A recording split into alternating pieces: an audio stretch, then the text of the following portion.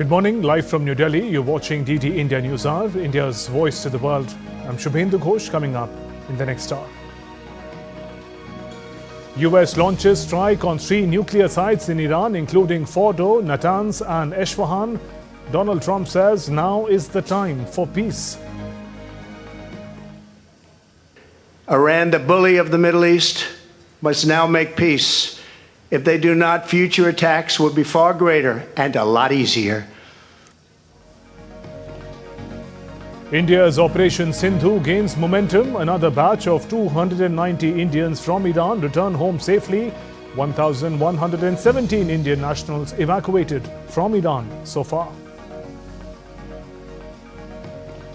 Sri Lanka and Nepal extend gratitude to Government of India for swift assistance to evacuate their nationals from Iran.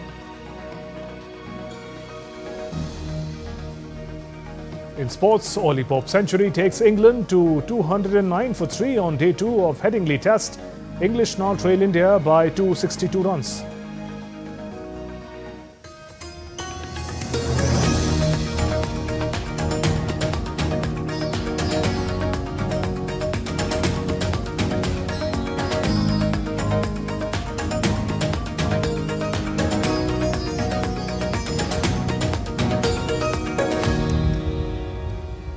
Our big story of the day, US President Donald Trump has said that American forces have conducted very successful strikes on Iranian nuclear facilities at Fordo, Natanz and Esfahan, and that all American planes are now out of Iranian airspace.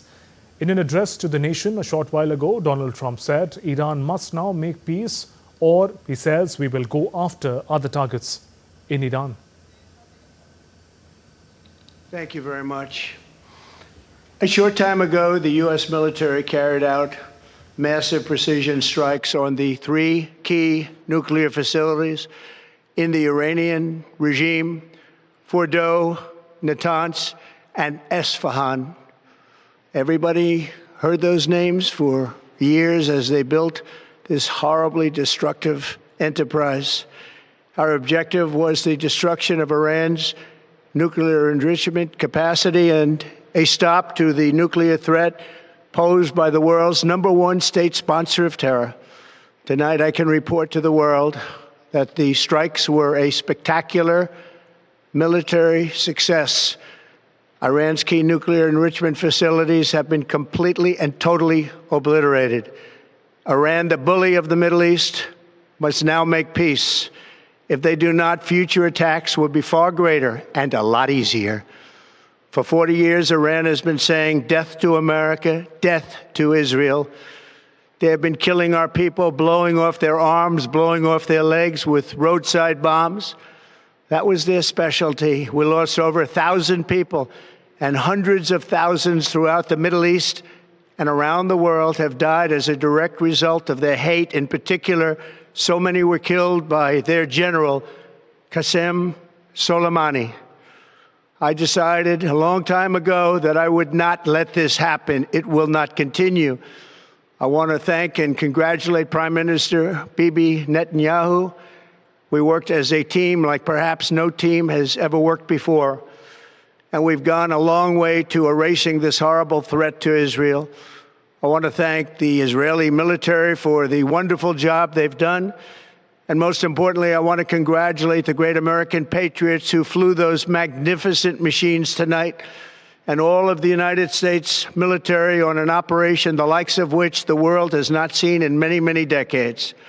Hopefully, we will no longer need their services in this capacity. I hope that's so. I also want to congratulate the chairman of the Joint Chiefs of Staff, General Dan Raisin-Kane, spectacular general, and all of the brilliant military minds involved in this attack. With all of that being said, this cannot continue. There will be either peace or there will be tragedy for Iran far greater than we have witnessed over the last 8 days. Remember, there are many targets left. Tonight's was the most difficult of them all, by far, and perhaps the most lethal. But if peace does not come quickly, we will go after those other targets with precision, speed, and skill. Most of them can be taken out in a matter of minutes. There's no military in the world that could have done what we did tonight, not even close. There has never been a military that could do what took place just a little while ago. Tomorrow, General Kane, Secretary of Defense, Pete Hegseth will have a press conference at 8 a.m. at the Pentagon. And I want to just thank everybody, and in particular, God. I want to just say we love you, God, and we love our great military. Protect them. God bless the Middle East. God bless Israel. And God bless America. A short while after President Trump spoke, it was turn for Israeli Prime Minister Benjamin Netanyahu. He congratulated U.S. President Donald Trump on Sunday after American president said that American military bombed 3 nuclear sites in Iran. In his address, Netanyahu said Trump's decision to strike Iran will change history. Congratulations, President Trump. Your bold decision to target Iran's nuclear facilities with the awesome and righteous might of the United States will change history. In Operation Rising Lion, Israel has done truly amazing things. But in tonight's action against Iran's nuclear facilities, America has been truly unsurpassed. It has done what no other country on earth could do. History will record that President Trump acted to deny the world's most dangerous regime the world's most dangerous weapons. His leadership today has created a pivot of history that can help lead the Middle East and beyond to a future of prosperity and peace. President Trump and I often say, peace through strength. First comes strength, then comes peace. And tonight, President Trump and the United States acted with a lot of strength. President Trump, I thank you. The people of Israel thank you. The forces of civilization thank you. God bless America. God bless Israel. And may God bless our unshakable alliance, our unbreakable faith. And DD India correspondent Amrit Pal Singh joins us live from New Delhi now. Amrit, good morning. What is the latest that you're learning on the developments that are coming in, particularly any reaction coming in from Iran so far? That's right. The Iranians have reacted saying that every target, the American soldier and American asset is a legitimate target for Iran now. They are making it very clear that they want to, or at least they're sounding so, that they want to take it on the escalatory ladder. It's clear that the Iranians wouldn't lie low after taking this attack. I do not know whether this would be limited escalation because Iran would also know that they are no match to a combined Israeli-American might. Now that Fordo has been attacked, Natanz and Efsan were easy targets by the Israelis also, but Fordo was something which the Israelis did not have the capability to attack. Now the B-2 bombers of the Americans have did that. Of course, there is understandable concern about that in the international community, including the nuclear IAEA, the nuclear watchdog, has said that this is a dangerous situation and this could escalate into a very, very dangerous situation. They are worried about what if there are nuclear radiations, etc. We'll have to wait to watch because this is so recent, these attacks, because those reports will still come in. But the Iranians at least are putting up a brave face, saying that now every American asset, every American soldier in the region is a legitimate target. I don't know whether they have the capability to attack the Americans because the American guard would be up right now, but they would want to be seen to be attacking American assets. If not the American assets, because they would at least be seen as attacking Israeli assets. Because right now, America seems to be an extension of Israel or vice versa, because they have, though America was supporting Israel throughout in this campaign for the past 8 days, but now they have directly entered the battlefield by sending the B-2 bombers inside the Iranian airspace, hitting the three nuclear sites. So it looks right now that Iran would want to be seen as responding or retaliating to this. Right, Amrit. Also, help me put the facts across as far as Iran's own nuclear capacity was concerned. It said it was meant for civilian enrichment. Fordo, Natanz and Isfahan were the key enrichment centers, possibly located below the ground, deep underground, for which the American ammunition were very important for Israel to be able to target those. And that's what has been done by America in the past few hours as we speak. And B-2 bombers there were reports of them flying from America towards West Asia, and they seem to have carried out the operation as we understand. That's right. As I said, Natanz and Efsehan were still targets which Israel could handle on their own account, because the depth from the ground is not that much. But Fordo is something which is said to be 90 meters below Earth. Now, this is what, to attack this, you needed B-2 bombers. Donald Trump is very right in saying when he says that only American military had the capability. The American B-2 bombers could have struck so deep inside, and they seem to have struck these targets with military precision, to use Donald Trump's words, and have completely obliterated these three facilities or nuclear sites. Iran has also confirmed attacks on their three nuclear sites. So it seems that the Americans have been able to carry out attacks on three Iranian sites successfully and cause considerable damage to them. The claims of Donald Trump will have to be verified still, that have they been completely obliterated. But even if they have not been completely obliterated, assuming that, I'm saying, they would have, the kind of damage that would have been done to these sites, it'll be a while before they're up and functional again, if the Iranians want to carry on with their nuclear enrichment program, the uranium enrichment program. So it would have caused them considerable damage, if not completely obliterated, as Donald Trump claims. Shubhendu? Right. Amrit, you say that it would be very difficult, naturally, for Iran to take on the combined might of Israel and America. But what happens to Iran's allies? Russia and China had spoken quite vociferously, supporting Iran, also almost sending out a warning to America from entering this conflict. Okay, very interesting question. Now let's break it down into what could Russia do, what could China do. Russia hasn't directly entered the battlefield, though it has extended verbal support to Iran, saying that this escalation is not good. But the Russians are taken up by their own war. They're fighting their own war. Donald Trump is holding the olive branch to Vladimir Putin. So I think diplomats would be working the phone lines to both Moscow and Beijing, dissuading them from joining the war. So the Russians, I don't know to what extent will they step into that, because they have their own mess to clean up. They have their own war to fight. Can they open two fronts? What kind of a support can they extend apart from diplomatic or verbal support? Or moral support. One will have to see. China, on the other hand, China has been assisting Iran.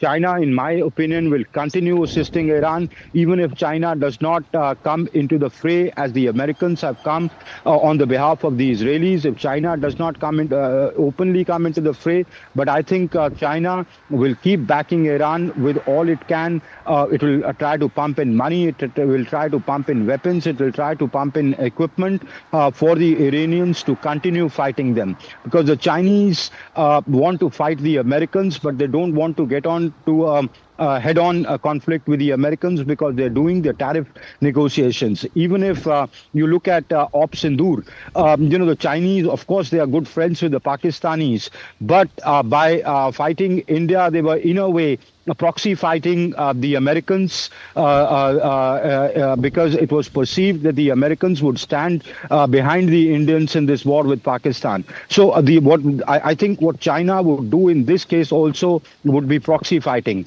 Russia, it still remains to be seen how Russia responds. To what extent does Russia support Iran in this, Shubhendu? Right. Amrit, also, what are the options that Iran would have to respond, and what do these developments augur for the Supreme Leader, Ayatollah Khomeini? Oh, the Americans have made it clear they're not looking at regime change. Donald Trump has said as much. They're not looking at regime change. They're not looking at killing Khamenei. They can take out Khamenei the day they want to. But I don't think they would want to take out Khamenei right now, because that would mean that it would escalate further. Anyway, Khamenei has transferred, all powers to the IRC, saying that the Revolutionary Guard can take its own decision. So, in a sense, he's authorized. He remains a central figure. He remains a respected figure. He remains the force behind the IRC right now. But I don't think the Americans want to go to that extent. And what we saw unfold at Kananaskis in Canada at the G7 summit, we saw that spat in the digital space between Emmanuel Macron and Donald Trump on, ceasefire and regime change, etc. So the West clearly is not on the same page. Other European nations who may not have voiced it as vociferously or aggressively as Emmanuel Macron did at Kananaskis, but the general consensus at the plenary in Kananaskis was the rest of the Europe, at least, is, and including Japan, is not with the Americans when it comes to looking at a regime change. I think Donald Trump realizes that. So as far as Khamenei goes, that is the situation. How will the Iranians react? I think the Iranians would want to be seen as retaliating to this. They wouldn't want to be seen as lying down, because in the Islamic world, they remain the sole power that seems to be challenging the American might or the Israeli might. The others, the Sunni world, seems to be sort of, just giving the OIC, including the OIC, just giving verbal support to the Palestinian cause or to the Gazan cause, etc. But beyond that, really, they haven't done much, and they sit well with the Americans, if not with the Israelis, at least in the open. Some say they sit well with with Bibi Netanyahu as well. But even if we leave that aside, I think Iran would not want to, leave this mantle. It would want to be seen as standing up to the American might. For the rhetoric they've created for their own people and also the wider Islamic world. So there would be a lot of expectations from Iran. So Iran wouldn't want to do that. But I think reality would also be weighing on the minds of the Iranians, especially the Iranian generals, that, the clergy aside, it's finally the IRC which has to fight this battle. No matter how much, they may be driven by that sentiment of the clergy, but they would also do a military assessment, and they would know very well that they are no match to the combined might of Israel and America. They can probably stand up to Israel to the extent that they can, and they have in the past few days. They have hit targets inside Israel, but beyond that, they know their limitations. I think my sense is right now that they would want to take it to some level of escalation, but it will be limited escalation before they get down to the table. If you read or listen to Arakchi at Geneva very closely, the Iranian foreign minister, he says, no returning to the negotiating table unless Israel stops attacks.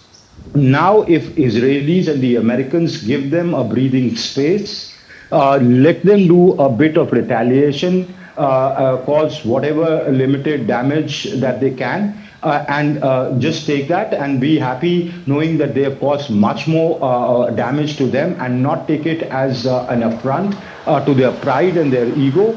I think the Iranians would be amenable to coming back to the table after a display of some fireworks. Shubhendu. And Amrit, when Prime Minister Benjamin Netanyahu of Israel spoke, he said that in a way that history has been made and America has achieved what no other nation in the world could.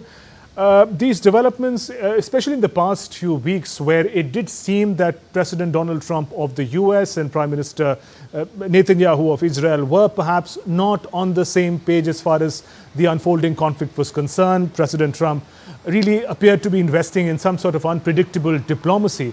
But with these developments, America and Israel back on the same page in no uncertain terms.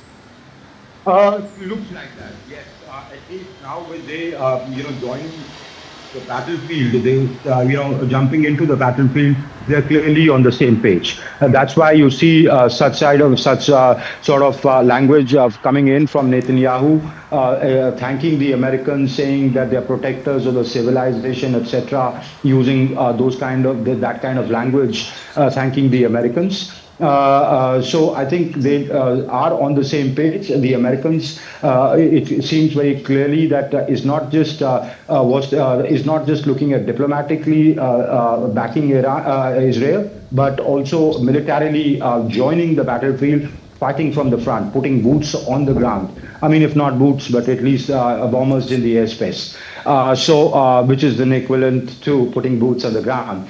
So I think for Netanyahu, he would want to see this as a big victory. Remember, Netanyahu's other objective is also domestic. He is riding the tiger. He knows the moment he gets off the tiger, it will eat it.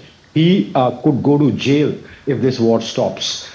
He fought with Gaza. He carried that on. He, decimated or near decimated Hezbollah. He's been able to effect, with the American help, a regime change in Syria. So who is left? Iran. He would want to come out as a victor to the Israeli people and go down as a hero. And if the Israeli people decide not to send him to jail for his other crimes, for corruption allegations, which are serious corruption allegations against him.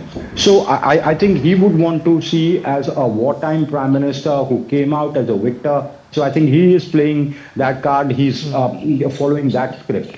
Donald Trump, as you said, he's an unpredictable personality, but in this case, he's clearly chosen to side with the Israelis. Right.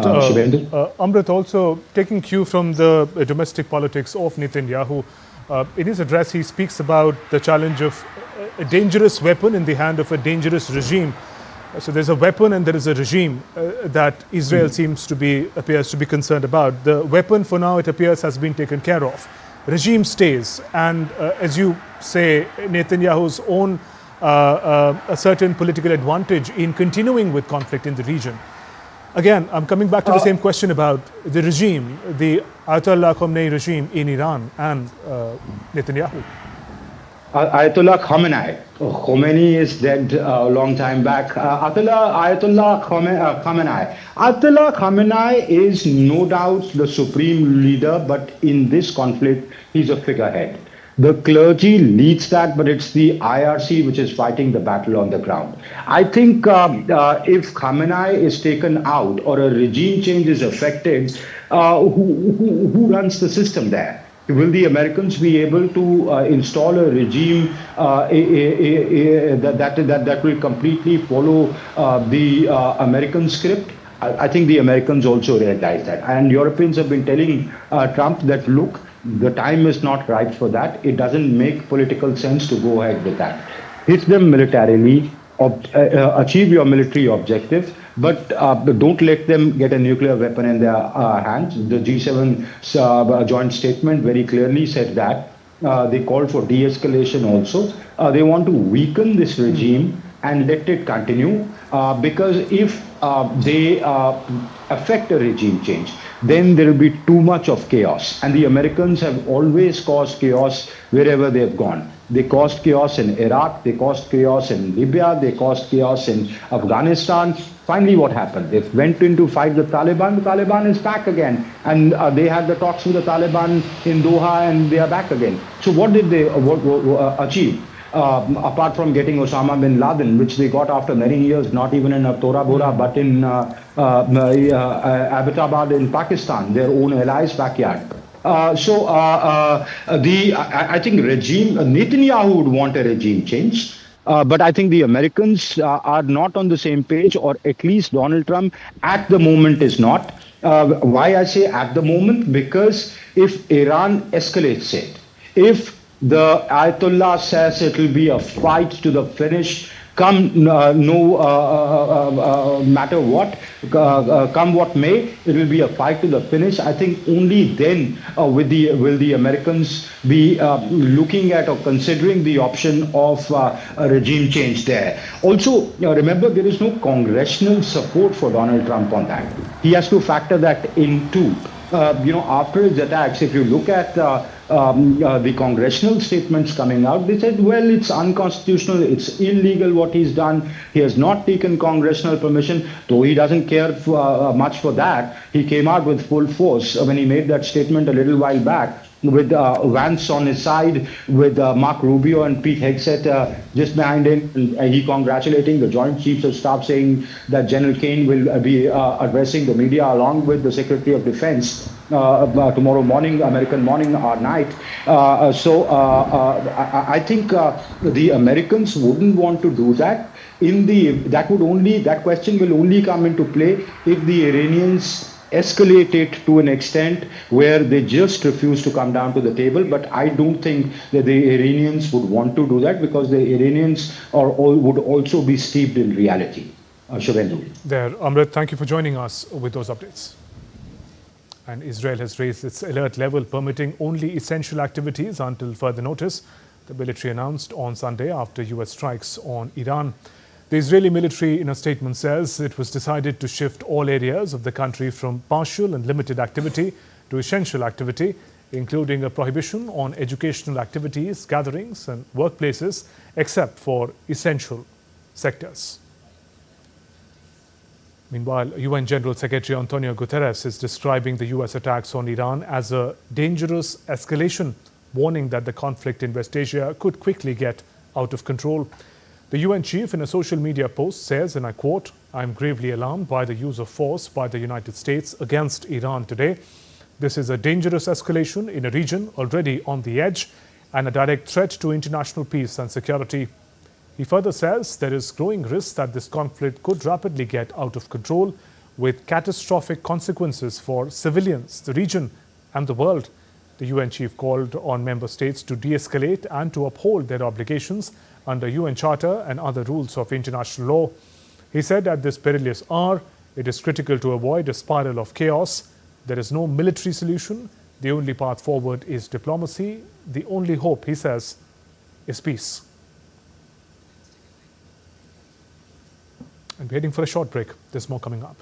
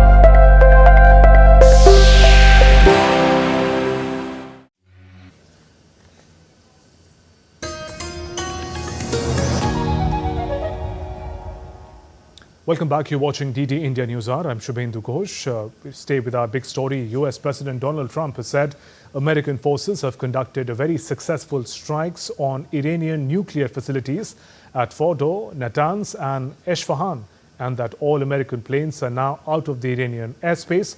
In an address to the nation, Donald Trump said that Iran must now make peace or we will go after other targets in Iran.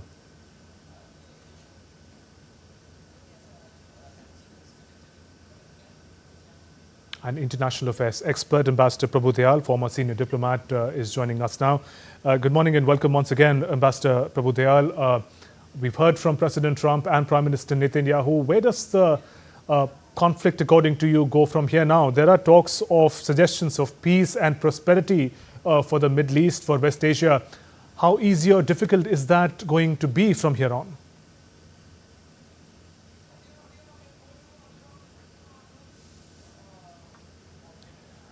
Ambassador Prabhudyal, I'm afraid I can't hear you. If you could please check if the audio is working all right. Well, I was just saying Sir. that I have come across a very recent statement by the UN Secretary General Antonio Guterres, Yes. who said that there is now a growing risk that this conflict could rapidly get out of control and that this would have catastrophic consequences for civilians, the region and the world. The UN Secretary General has also said that it is critical to avoid a spiral of chaos, adding that there is no military solution and that the only path forward is diplomacy. The only hope, he said, is peace. But you know, there is a lot that stands as a gap between what the UN Secretary General is saying and what the US President Donald Trump is saying. Trump has in fact doubled down on his warnings to Iran against any retaliation. And in one of his posts, he has said that any retaliation by Iran against the United States of America will be met with force far greater than what was witnessed tonight. Now, the US strike on the 3 nuclear sites in Iran is indicative of the way President Trump will carry out his foreign policy. He authorized the dropping of these bunker-busting bombs on, as I said, the 3 most critically important nuclear sites in Iran, Fordo, Natanz, and Isfahan. And he has called these strikes a spectacular military success. The US military sources have also said that these strikes were successful and that all their B-52 bombers and the escorting fighter aircraft returned safely to their bases. So, in an address from the White House, President Trump has warned Iran that any sort of retaliation would lead to future attacks, which would be much greater. I think that President Trump has very cleverly crafted his policy. You know, he had said that he needed 2 weeks to make up his mind about entering the war, and that he was giving Iran enough time to make a deal. But this was perhaps a ruse to mislead Iran. This 2 weeks' time was never there. Iran was attacked much more rapidly. And now the US entry into the Israel-Iran war with its nuclear dimension is a huge escalation of the conflict. Everybody was afraid of any possible escalation. And there is a likelihood that the Iranian Revolutionary Guard Command will not surrender and will try and keep on fighting. And this may lead to a widening of the conflict, since there is a risk of attacks against the shipping through the Hormuz Strait, and this would affect, of course, oil supplies. So there could be some global ramifications which would ensue in the very short term. Now, President Trump has been urging Iran to make peace, and he has been saying that unless Iran does so, future attacks will be far worse. Now, does this mean he's prepared to go as far as a regime change? Because that will, of course, be very, very significant, and there could be very serious ramifications. But nonetheless, the fact of the matter is that the present regime in Iran is going to face escalating challenges, first militarily, and secondly because of their country's deteriorating economy. So if Iran is weakened, I don't rule out the possibility of some sort of an uprising against the existing regime, the present regime, and there being a change in the government, which is what, of course, let me tell you very frankly, this is what the Americans and the Israelis want to bring about. They do want a regime change, regardless of any public statements that they might be making. Ambassador Prabhudyal, given your experience of having served in both Iran and the United States as an Indian diplomat, give us a sense of how will the people, the civilians in Iran and America be looking at these developments? Iranian society is very divided. On the one hand, there were the remnants of the old regime, and these were the middle class sections who wanted a better standard of living and who felt that the Islamist regime was forcing a system down their throats and that their standard of living had deteriorated. But on the other hand, there was a vast segment of Iranian society which rallied behind the Islamist regime. So society in Iran was divided. Similarly, in America also, there are differing views about the sort of relationship which America should have with Iran and with the other countries of the region. Now, in my view, what matters is what President Trump thinks. He is a person with a mind of his own. He fashions out his foreign policy according to his own wishes. So it is not very certain whether he really wants to push ahead and bring about a regime change, whether he will stop things now, because they have certainly been able to weaken Iran's nuclear weapon capability because of the strikes which they carried out, the Israelis and the Americans. But considering the momentum, it is not unlikely that President Trump will push ahead and he'll say this is what the Iranian people have been wanting, because there is no doubt that there are sections of the Iranian society which want a change of system, a change of governmental system. So President Trump could say that he is doing what they are probably wanting to do. Nonetheless, there are lots of question marks, and as regards our interests, we are a country in the immediate vicinity. An escalation of the conflict is not good for us. We have 10 million people living in the Gulf. Their interests have to be safeguarded. An escalation of the conflict would affect them. So we have to try and counsel peace. But of course, who will listen to us is a different matter, because sadly, with the escalation of the conflict, there is no tendency on the part of either warring party to listen to outside counsel. Nobody wants to sit down and use diplomatic means at this stage. So this is what we have been counseling. We have been saying that the escalation of the conflict should be avoided. There should be a resort to diplomacy. And if required, we are prepared to help and mediate. Let us see how things are going to pan out in the near future. Ambassador Prabhu Dayal, request you to stay with us while we just track some reactions coming in from Iran. Iranian authorities have said that there was no danger to residents in the city of Qom, south of Tehran, following the US attacks on a nearby mountain-bedded nuclear enrichment site. The crisis management headquarters in the province, in a statement, said there is no danger to the people of Qom and the surrounding area around the Fordo nuclear enrichment site, said the province crisis management department in a statement. The statement was carried out by the IRNA news agency. Comes after Donald Trump said Iran's nuclear sites have been obliterated, according to him. Meanwhile, Israel has closed airspace after US strikes on Iran. And Ambassador Prabhu Dayal continues to be with us. Ambassador Dayal, staying with what President Donald Trump means to these developments, what does this decision mean for his presidency? And I ask this question in the context where he fights this campaign calling for end to conflicts in the region, or America's engagement in these conflicts in particular in the world. And here is a brand new, perhaps, potential for it to become even bigger than what it is. What does this decision mean for his presidency? President Trump has always been saying America first.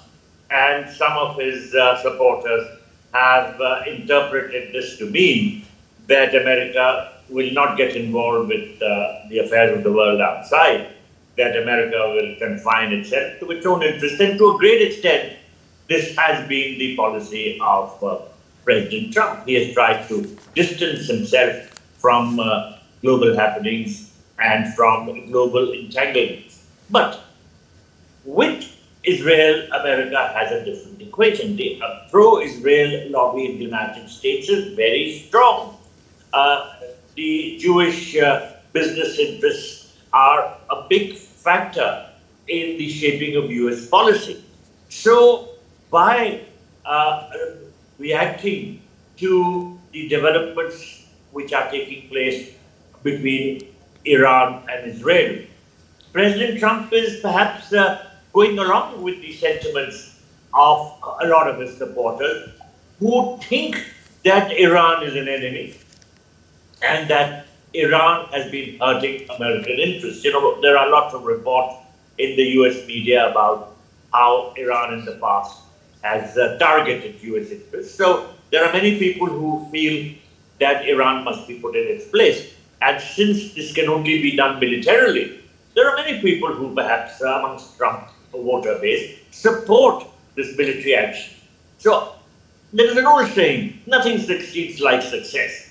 If these strikes are successful, if, for instance, they even go to the extent of a regime change, then it is likely that all Americans will applaud this as a great success.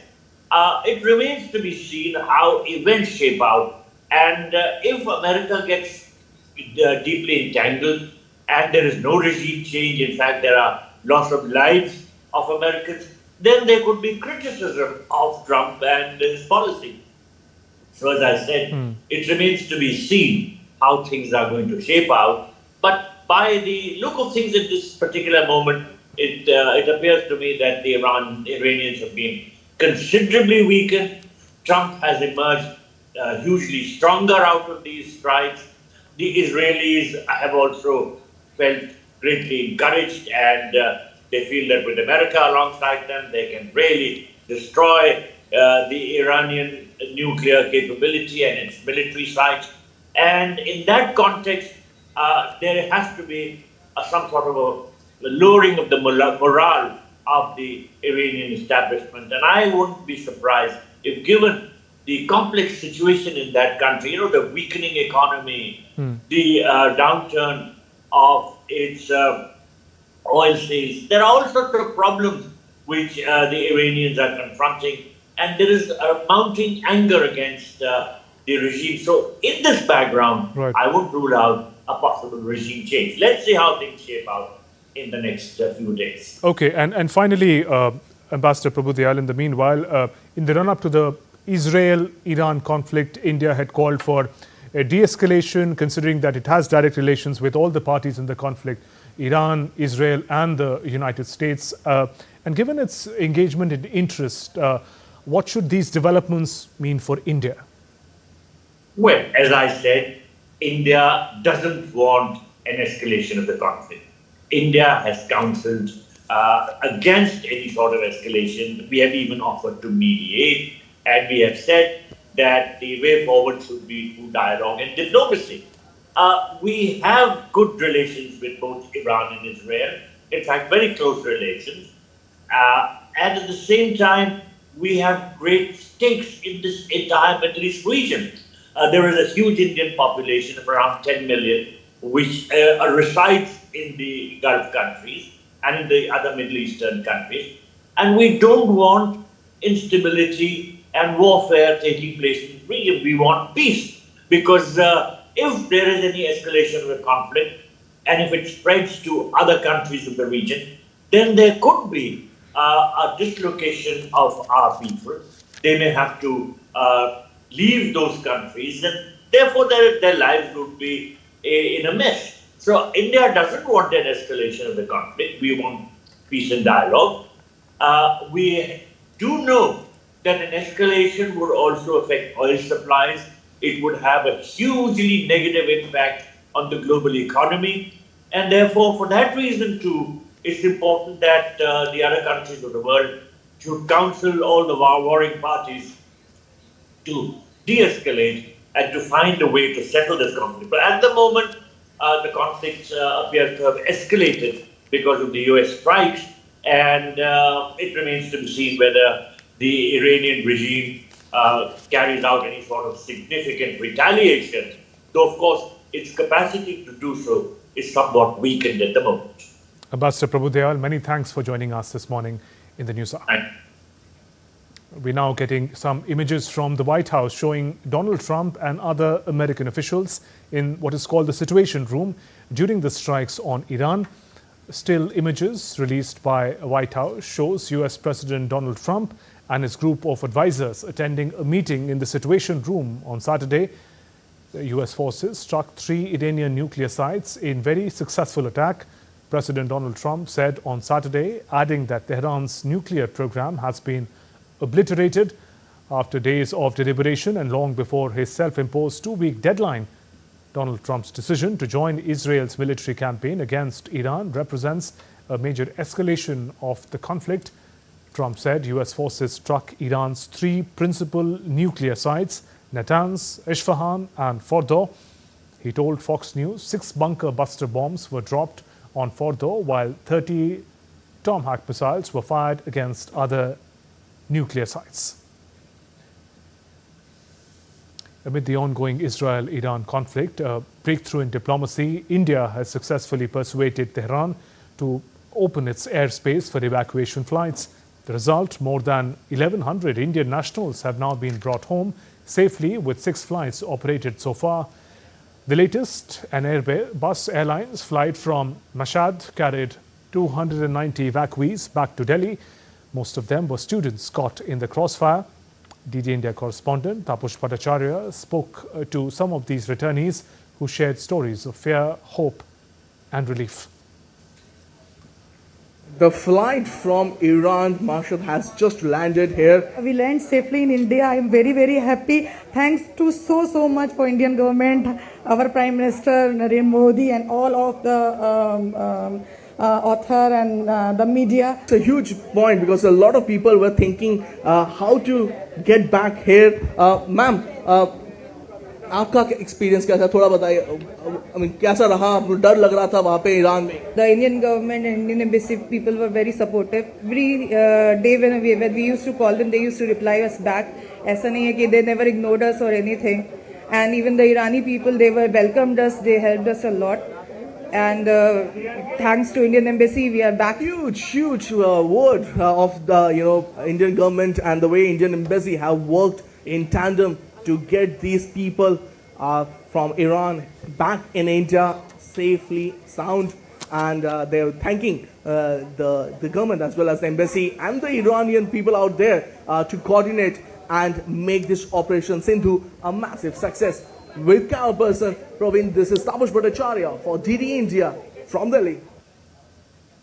As nations are in the process to evacuate their citizens from the conflict-stricken Iran, India extended its helping hands towards neighboring countries, Sri Lanka and Nepal, to assist them to evacuate their nationals from the West Asian country. Showing their gratitude towards the Indian government, Sri Lanka's foreign ministry took to social media platform X and says, and I quote, Sri Lanka extends its sincere gratitude to Government of India for the timely assistance to evacuate Sri Lankan nationals from Iran alongside Indian citizens. This act of solidarity exemplifies the strong and enduring partnership between the countries and is deeply appreciated by people of Sri Lanka. And thanking her Indian counterpart, Dr. S. Jaishankar, Nepal's Foreign Minister, Dr. Arzu Rana Deoba, on social media platform said, and I quote, "Thank you, Dr. Jaishankar, for India's swift assistance in helping evacuate Nepali nationals from Iran. India's support in Nepal's evacuation efforts is a reflection of strength of Nepal-India ties." The US has initiated evacuation flights from Israel amid escalating tensions with Iran. US President Trump said on Wednesday that American personnel were being moved out of West Asia because it could be a dangerous place, adding that the United States would not allow Iran to have a nuclear weapon.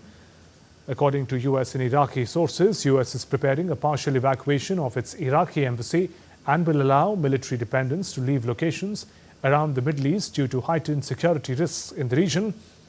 A US official said the State Department had authorized voluntary departures from Bahrain and Kuwait. The State Department updated its worldwide travel advisory on Wednesday evening to reflect the latest US posture. The Israeli military has stepped up the state of alert across the country Following US strikes on Iran, all strikes of the country are now limited to only essential movement. Schools and workplaces will all be closed, with the only exceptions being essential sectors. You're watching DD India News Hour. Let's also reflect on sports. England fought back through Ollie Popp's unbeaten century at stumps on day 2 of the first test at Headingley. England ended the day at 209 for 3, trailing India by 262 runs. Pope survived a couple of early chances to bring up his 9th test century. He was joined by Harry Brook at stumps. Meanwhile, Bumrah was the standout for India, finishing with the figures of 3 for 48 runs. He removed Zach Crawley in the first over and then came back to dismiss the well-set Ben Duckett for 62. Data also trapped Joe Root. Earlier, India were bowled out for 471, having resumed on 359 for 3. Shubman Gill, Rishabh Pant, Yashasvi Jaiswal were the major contributors. Despite a middle-order collapse, the total gave India a strong platform. With the pitch still offering movement and uneven bounce, third day promises more action as India aims to dismantle England's middle order and push for first innings lead. Rishabh Pant broke MS Dhoni's record for most runs by a wicketkeeper in away test matches in the Sena countries, South Africa, England, New Zealand and Australia, collectively called the set of Sena countries. Pant achieved the feat on day 2 of the first test against England at Headingley. Pant scored his 7th test century, going past Dhoni's tally of 1,731 runs. The former captain had an average of 31.47. Pant reached the mark in 6 fewer innings with a better average of 40.25. In his 7-year test career, Pant has 4 centuries in these countries. His highest is 159 not out, scored in Sydney way back in 2019.